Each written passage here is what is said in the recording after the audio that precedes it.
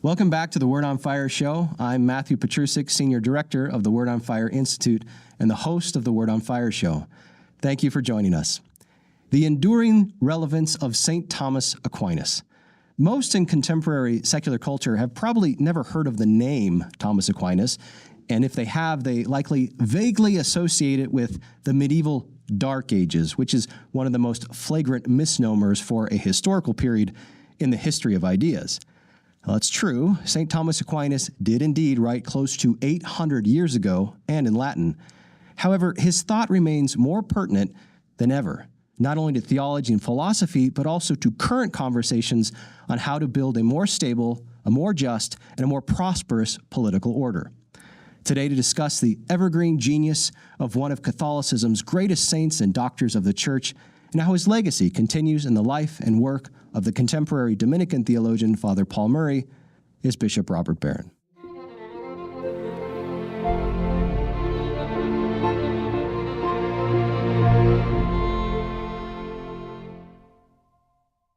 Well, Bishop, welcome back to the studio. Before we get into today's topic, you recently made a big trip to Rome for two reasons. So what were you doing there? Yeah, I was invited by the Pontifical Academy for the Social Sciences to give a paper at a conference they were sponsoring. And it was for about 30 scholars. It wasn't open to the general public. It was just scholars kind of talking to each other. But around this theme of Aquinas's metaphysics in relation to Catholic social doctrine. So the head of the Academy, Cardinal Turkson, invited me to come give the talk. I was also there because my friend Paul Murray, who's a great friend of Word on Fire, we published books of his and his poetry, and I've known him for a long time, was officially retiring from the Angelicum. So they invited me to preside at Mass and to preach. So I went for those two reasons to Rome. Well, today's show, as you know, is on the legacy of the Dominicans, of St. Thomas Aquinas, and your friend, Father Paul Murray, a good friend of Word on Fire as well. Yeah. But before we begin, for any new listeners or viewers we have, could you say a few words about the impact that St. Thomas Aquinas personally had on you and his thought on your development, becoming a priest and later a bishop? Yeah, it was massive. Of course, I started off on the path toward the priesthood really because of Aquinas and his arguments for God's existence, which had a huge impact on me when I was a teenager.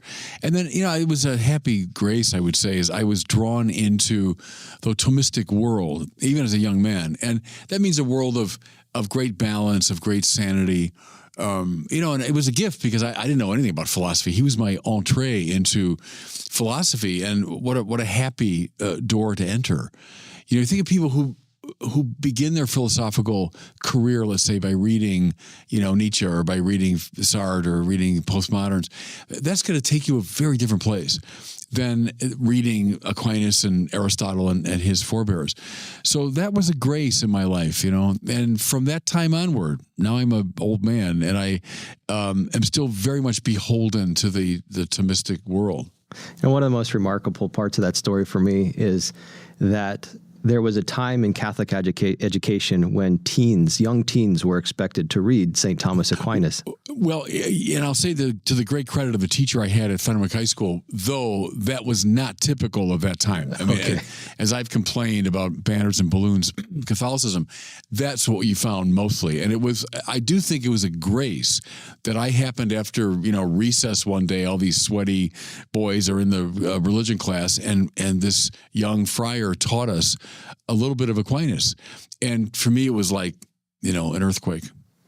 So let's turn now to looking at some of the major themes of the paper that you gave in Rome on St. Thomas Aquinas' conception of God and how that relates to his conception of the social and political good. Before we get into some of those specific arguments, however, what would you respond to someone who hears the word St. Thomas Aquinas, hears medieval philosophy, and they say something like, Bishop, our world is in social turmoil right now, dominated by conflict. We've totally lost all sort of common moral ground. Why in the world would we spend time thinking about a medieval philosopher who lived 800 years ago and wrote in Latin? Yeah, because we're not imprisoned by someone's sociological setting or skin color or educational background. If someone's speaking truth, they're speaking truth. And can someone speak to us still from the 13th century? Well, why not? If human nature remains basically the same and a great genius is analyzing it, it's like saying, why read Shakespeare? Because haven't we moved on from Shakespeare? Well, quite frankly, no, we haven't, because Shakespeare saw things that were so deep and permanent in the human condition. Same with Aquinas. That's why it used to annoy me when the new atheists would say things like, the Bible, Bronze Age mythology. Well, I mean, why are we judging the truth of a text from its age? Then we wouldn't read anybody before the scientific period. Might there be certain truths about God, about nature, the world, society, and humanity that are simply perennial? And when great geniuses like the prophet Isaiah and Aristotle and Thomas Aquinas and Shakespeare see those things, well, I mean, we can't unsee them. We shouldn't unsee them. So, no, I think that's just a silly objection. You hear it, though. You're right. You hear it a lot, including in universities. Oh, yeah, especially there, sadly. Yeah. Yeah. So what do you say to the general principle that the present has a greater claim on our attention, including our moral attention, precisely because it is the present? Well, that's silly. No, I mean, the present, that's a presentism. That's a prejudice. We have to engage the present world. That's the world that we're in. And so it's not up to us to decide, the time we're given. It's given to us. So sure, we engage it, but we engage it in light of these great geniuses who came before us. So moving back into the content of your paper now, you write towards the beginning, and I'll quote here: "With Thomas Aquinas, metaphysics comes first and ethics follows." Metaphysics comes first and ethics follow. Before we move deeper into your argument, could you say a few words about what metaphysics means, what ethics means, and the kind of relationship you're seeking to establish between them up front? Yeah, I'm meaning it here, what asks and seeks to answer the deepest questions about the nature of being, you might say, is metaphysics. The study of being qua being is a classical definition. So I can study you from a chemical standpoint, a biological standpoint, a sociological, psychological standpoint, or I could study you in the measure that you're a being. So what's true of you in the measure that you exist? That's what metaphysics is looking for. So it's the articulation of the most fundamental principles about the nature of the real. And the argument there is that anything we say about politics or about ethics or about anything is predicated finally upon your perception of what's really real or ultimately real. That's why metaphysics comes first. Right. So at the heart of the paper's argument is the claim that St. Thomas Aquinas' conception of what is good, which includes the social and political good, is inextricably grounded in his very specific conception of God. Yeah. And you highlight that Aquinas makes a fundamental distinction between God being defined as being itself versus God being defined as the greatest of all beings. Right. Now, some may hear this, Bishop, and say, well, that just sounds like a distinction without a difference. But you want to say it means everything. That upon which everything depends. And, the roots of it are not simply philosophical, they're biblical. What's your name? Moses asked God, and the answer comes back, ego sum qui sum, if God spoke in Latin. I am who I am. Well, in a way, it's saying the kind of question you're asking me is inappropriate. Because in asking for my name, you're asking to specify what kind of being I am. So there are a lot of gods around, presumably, in Moses' time, gods of this place and that, a god of the mountain, god of the river, the Egyptian gods, and so on. So which one are you? So he's looking for a category into which to place God. And by saying, I am who I am, God is obviating that question. He's saying that question is inappropriate because God is transcendent to any particular expression of being. He's not in any category. So you and I were human beings. So that's a category we're in. And then we can categorize ourselves in all kinds of other ways. We're men, we're of this particular race, we're a particular education. We can categorize ourselves. God can't be categorized. And you say, well, wouldn't he fit in the category being? And the famous answer Aquinas gives is no. God is not in the genus of being. And you say, well, what does that mean? It means he's not one thing among many. So all these beings I can see all around me. I can look up into space and see the galaxies and planets, and I can think about the angels. They're all beings. And wouldn't God be the highest of those beings? And the answer is no. He's not the highest being because that means he's delimited. That means he can be defined over and against other things. And that means by his very nature, he's definable. That means he has a finis or an end or a limit. That can't be true of God. So Thomas prefers the term ipsum esse subsistens. Esse meaning to be, it's an infinitive. Ipsum is like itself, and subsistens is subsisting through its own power. So God is the sheer act of to be itself. Now, in and through which all categorical beings exist. That's why we speak of God as the creator. He's the continual creator of the world. But he himself is not a being inside the universe. A mistake, I would say, made by every atheist, old and new, is, well, God must be a being somewhere in the universe. I don't see evidence of it, so that's a lot of nonsense. Well, no, you're asking, as Moses was, the wrong question. The creator of the universe is not an item in the universe. To me, the best comparison is author and book. So the author is utterly responsible for every little thing in the book, every character, every plot, every subplot, every comma, every period, everything. The author is responsible. But where's the author in the book? So here's all the characters, all the action. Where's the author? Well, he's not a character in the novel. He's the ground of the novel. That's a good comparison, I think, to God's relation to the world. How does this conception of God help us understand, to unpack a little more, God identifying himself as I am to Moses? The use of I, the category of I, how can a God so defined be an I? Well, no, God's an I, meaning he has intellect and will and freedom. I mean, so God is a person, and God has a personality, but we can't circumscribe him as a particular existent. He's the I in the fullest possible sense. He's freedom in the fullest possible sense. He's intelligence in the fullest possible sense. So God's capacity to know is utterly actualized, etc. So sure, but it's not, his existence is not poured into any receptacle. So think of this as the famous essence existence distinction in Aquinas. So like this thing is the act of being, Thomas says the actus essendi, poured, as it were, into a receptacle, meaning the nature of this thing, so that it's defined as a type of being. God is not received that way. God's not delimited that way. So my friend David Burrell of happy memory, David was a philosopher at Notre Dame, died just a few months ago. He used to say, to be God is to be. To be anything else is to be this or that. To be the planet Saturn, to be this galaxy, to be this picture. But to be God is to be. Let's move a little deeper into the implications of this view of God in relationship to creation. Yeah. So you describe Aquinas as understanding God as both transcendent to, but also immanent within. Right. Now, on the surface, those could sound like mutually exclusive categories. Right. It has to be one or the other, but you say no, both. No, it has to be. And that's, again, it's a hinge upon which a lot of things turn. So where's God in this room? Well, you say, well, nowhere, because this room is just made up of beings, right? There's cameras and lights and you and me and the table, and this room is just full of beings. God isn't one of the beings in the world. God isn't here. He's transcendent to this world, we say, not of this world. Now, at the same time, and by the same token, where's God in this world? Some listening to me are old enough to remember the Baltimore Catechism. It asks the question, where's God? Answer, everywhere.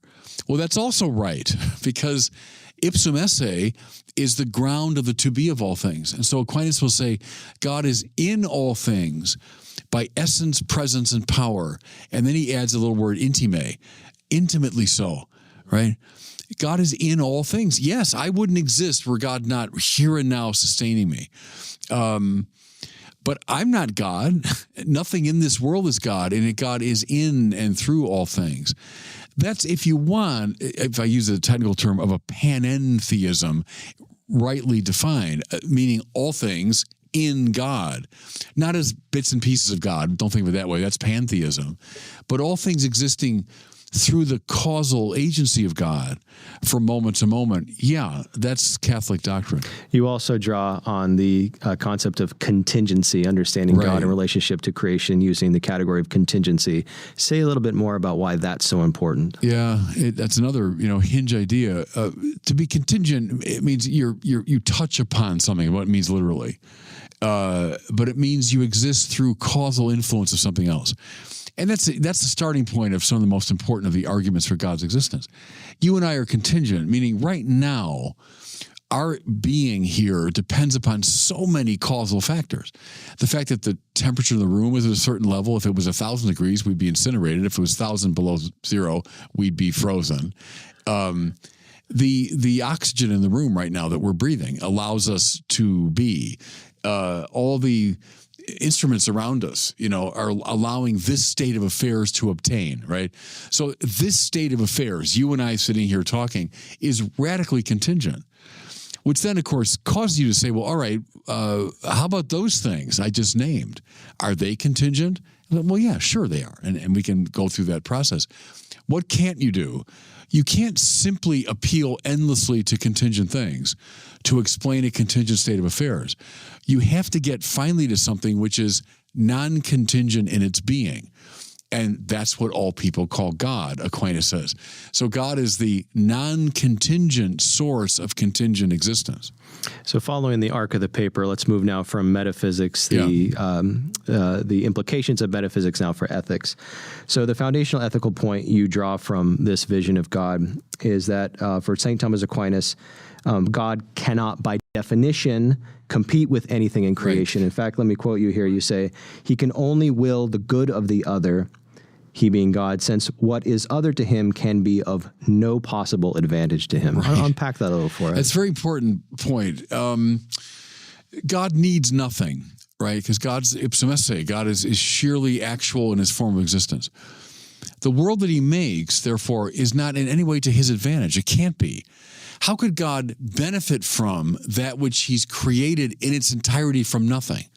He can't. He can't benefit from it, which means whatever he's directing toward it is for its good, not his own.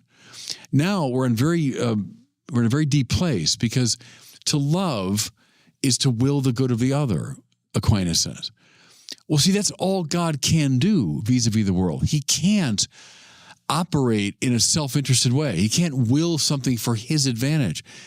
Whatever he wills, mind you, including the very being of the world, the fact that you and I are here, has to be an expression of love. It can't be anything else. So God is willing the good of the other. Now, that means he's allowing a space for the created realm. He's not there to dominate it. He's not there to lord over it and derive some benefit. Think now of all the classical myths and everything where the gods are always in a kind of needy relationship to the world. And unless you give me what I want, I'm going to, Or stay with the mythology too, where when the gods do enter the world, they do so in a interruptive way, in a violent way. Like if I'm going to move into your chair right now, you got to get out of that chair.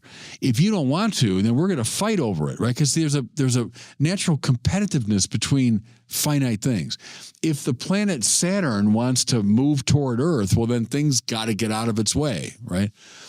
But God can come close to the world without clearing space or forcing things to give way. God can enter non-competitively, non-violently into his world. And this is where you draw on the sort of the paradigm of the burning bush, right? Right. The next.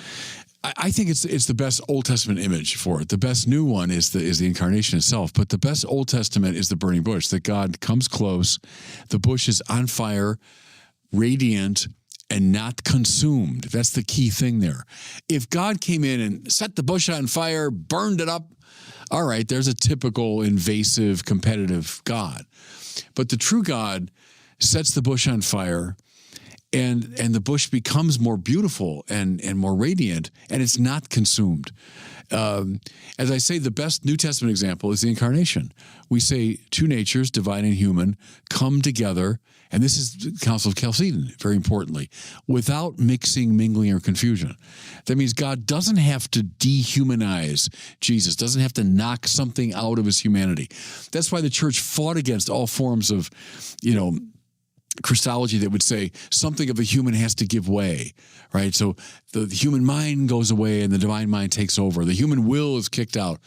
No, the church says Christ has two minds and two wills, right? Divine and human. It's because God is non-competitive to the world. So our listeners and viewers may be captivated, as I am, by this vision, this cosmological vision and God in relation to creation. But then the question is, well, how does any of this relate to any, what we could say, practical or human concerns? It sounds so abstract. So let's turn to looking at that as the paper does. So as you just noted, you make the claim that God clears out a space for human existence and human action. How can that be the case if, in fact, God does inhabit everything?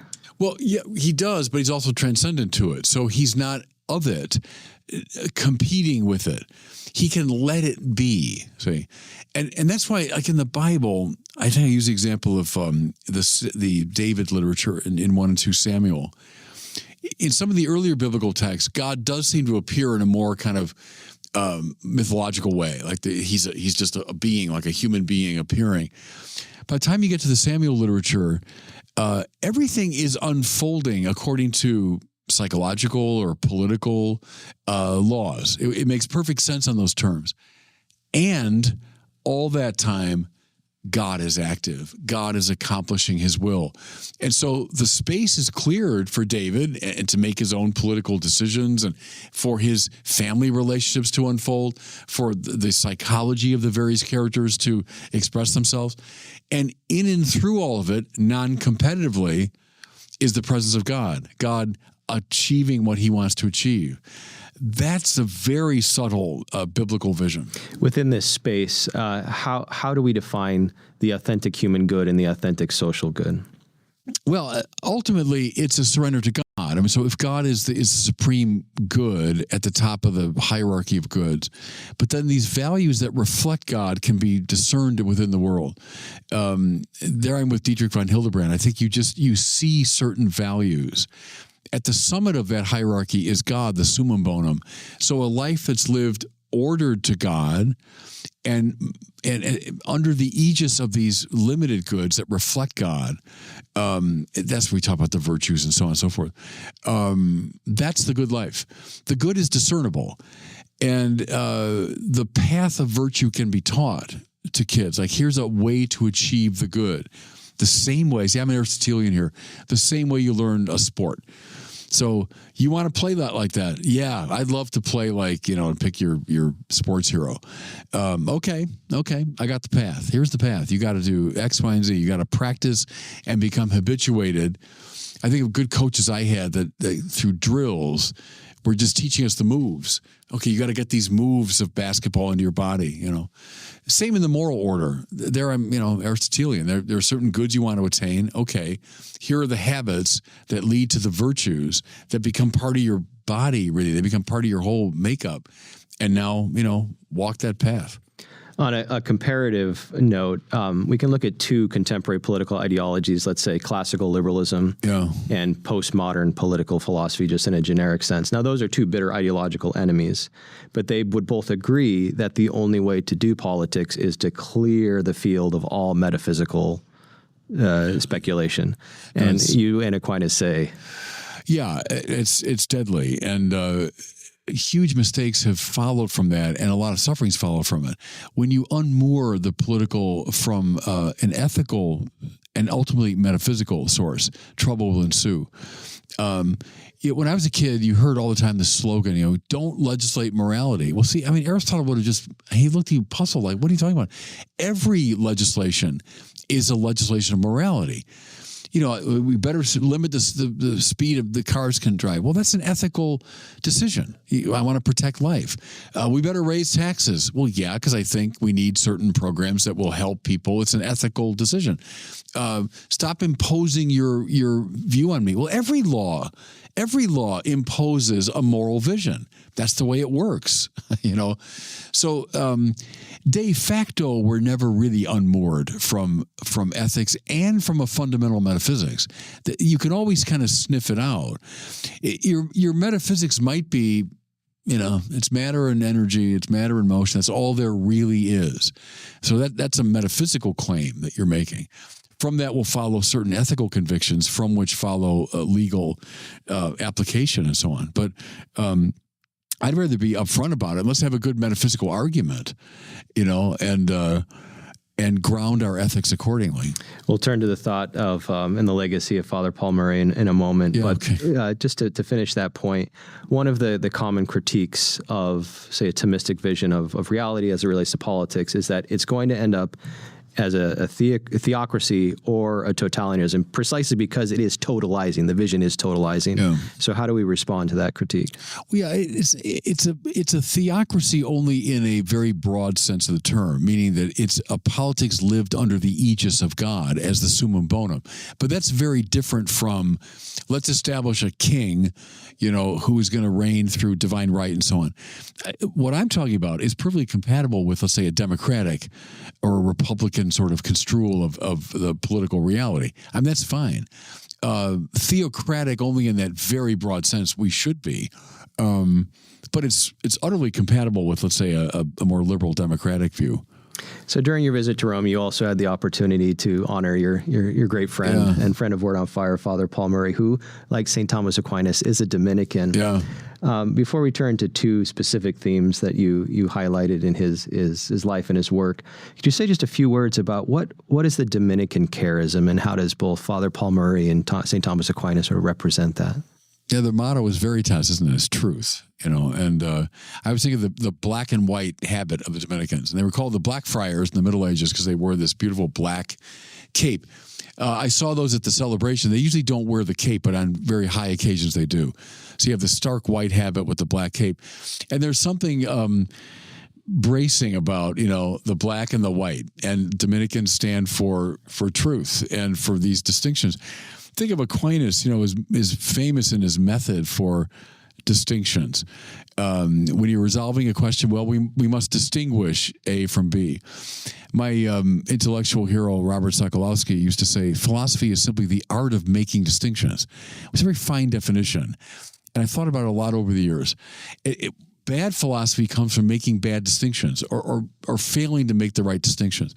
So that's part of the Dominican thing, I think, is the black and the white and the devotion to truth, but also, proclaiming the gospel in the world. They're the order of preachers, and they went out, you might say, from the monasteries. That they were out in the streets in the Middle Ages. That's where the young Aquinas would have seen them, in the streets of Naples, most likely, preaching, and he was attracted to them.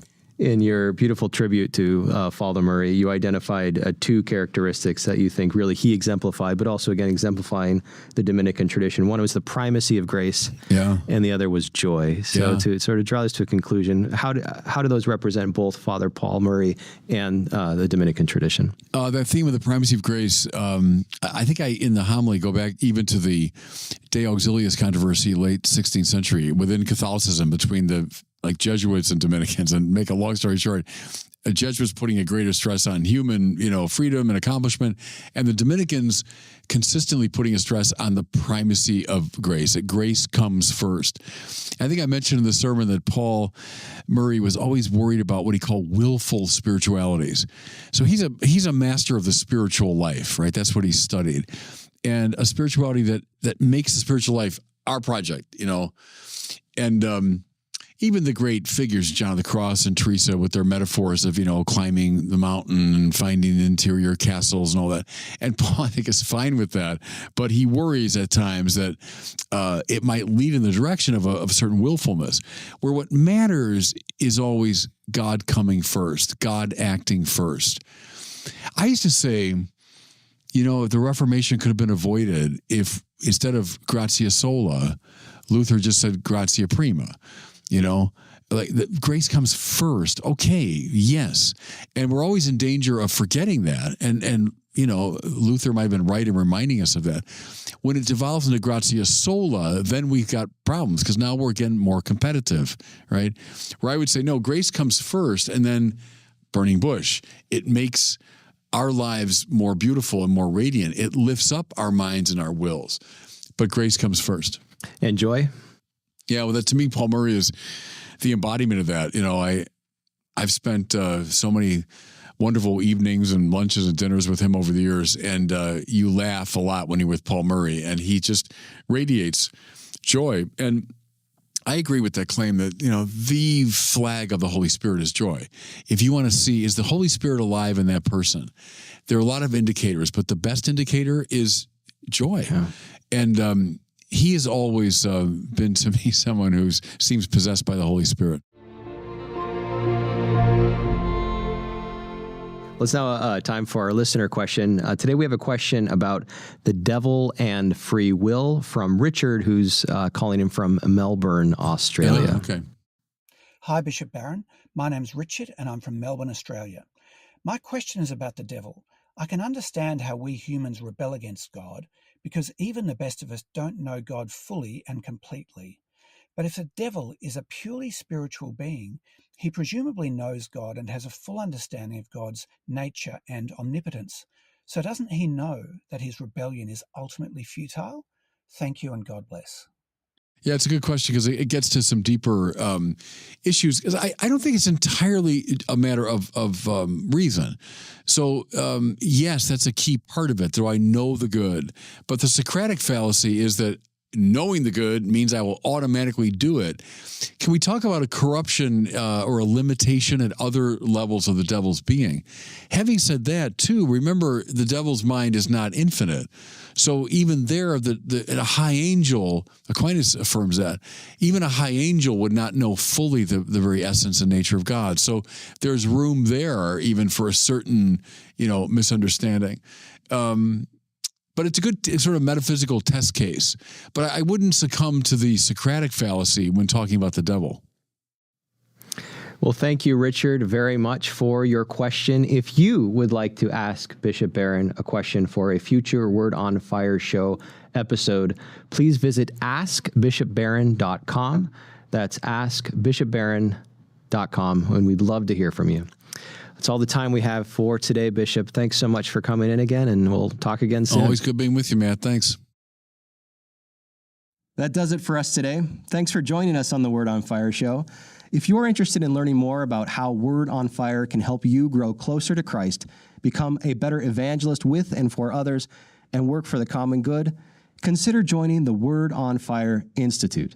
Check us out at institute.wordonfire.org. That's institute.wordonfire.org. See you next time.